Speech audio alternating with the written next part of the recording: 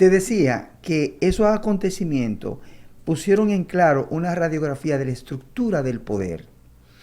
La insurrección popular dominó, aplastó rápidamente, como tú señalas, en 3 días, el poder dominante nacional. Pero incluso en ese momento los dirigentes de ese proceso no se dieron cuenta que habían provocado una ruptura con la dominación imperialista. Por eso te decía, porque el elemento antiimperialista estaba soterrado.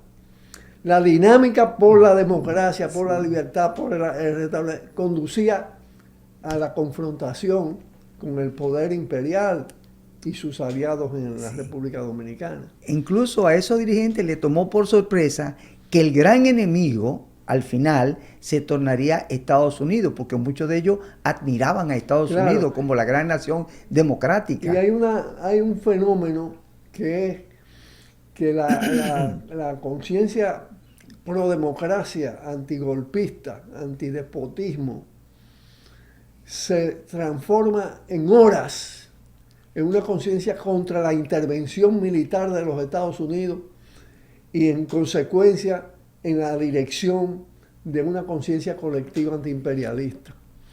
Es decir, se transforma la insurrección popular victoriosa en guerra patria. En una guerra patria. Contra la invasión norteamericana. Que también tenía entonces la característica de una intervención contrarrevolucionaria. Otro elemento a ponderar, a reflexionar. Sí. Y eso nos deja como lección que el poder profundo en nuestro país es el imperialismo estadounidense.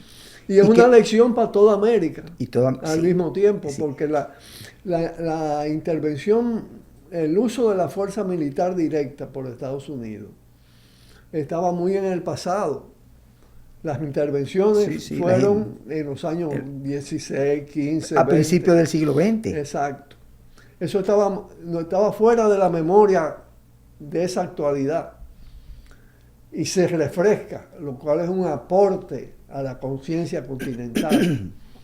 Y eso explica también la enorme solidaridad que recibió la República Dominicana de nuestra América a raíz de la invasión de los Estados Unidos.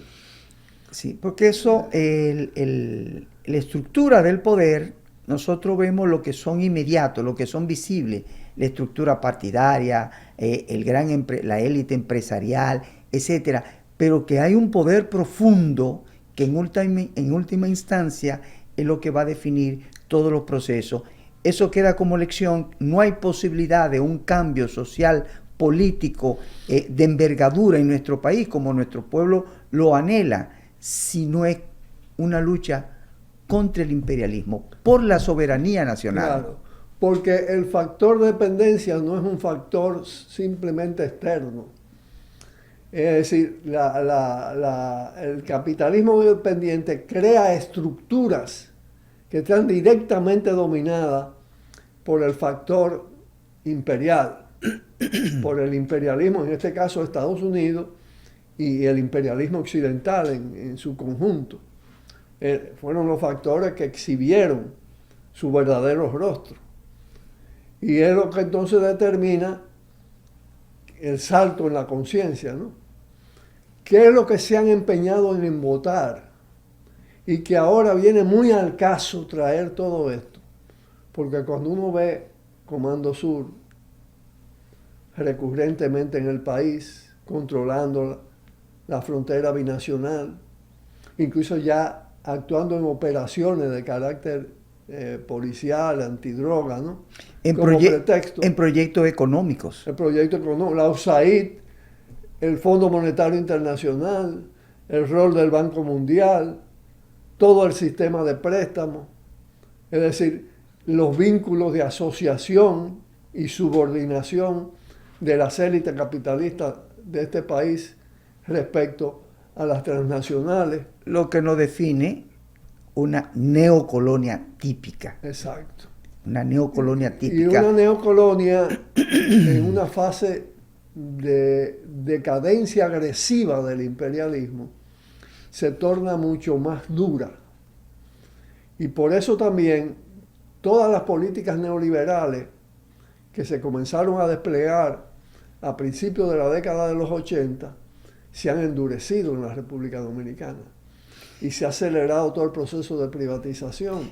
Y vienen tiempos duros, porque en la medida en que al imperialismo se le está desplazando desde Europa, desde Asia, de los otros continentes, va a haber un repliegue hacia este continente. Y entonces la lucha va a ser mucho más dura. Sí, en la lógica del patio trasero. Como exactamente, sí, viene para acá.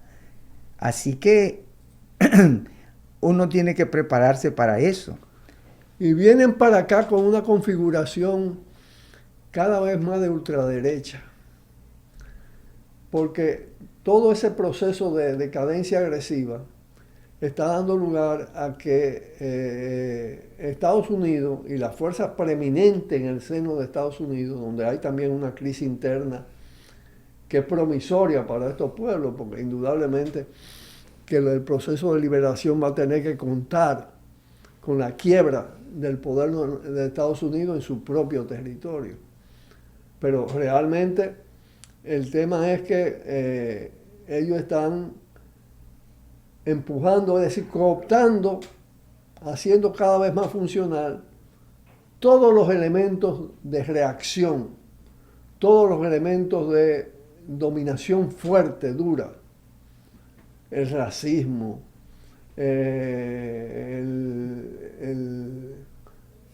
todo lo relacionado con el tema del patriarcado, ¿no?